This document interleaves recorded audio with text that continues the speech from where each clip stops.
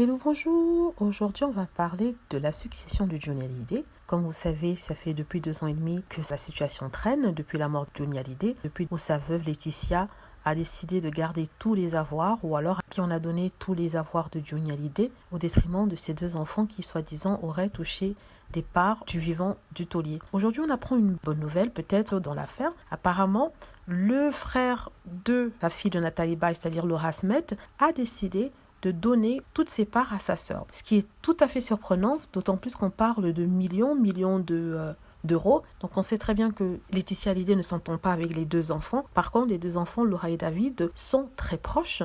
Est-ce que cela fait partie d'un arrangement entre le frère et la sœur? Ça, on ne sait pas. Est-ce que ça va pouvoir influencer le résultat du procès? On ne sait pas. Mais ce qui est sûr, c'est que Johnny Hallyday était français et que peut-être on est proche de la fin. En ce qui concerne David, il n'a pas à s'en faire parce que son album apparemment est un succès et ça vend bien.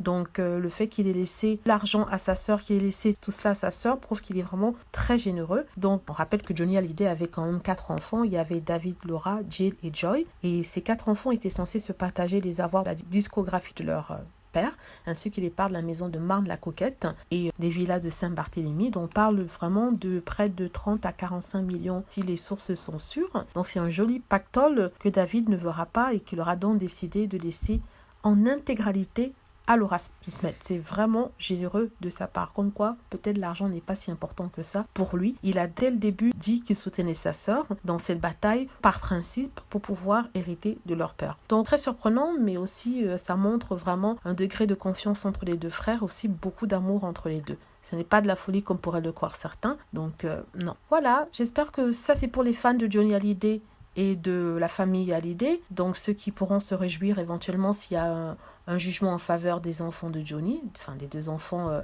majeurs, adultes de Johnny. Donc j'espère que vous avez aimé la vidéo. N'hésitez pas à cliquer sur like si c'est le cas, à laisser des commentaires aussi s'il vous plaît, à vous abonner pour plus de vidéos et à cliquer sur la petite cloche afin d'être averti lorsque je poste une nouvelle vidéo. Merci.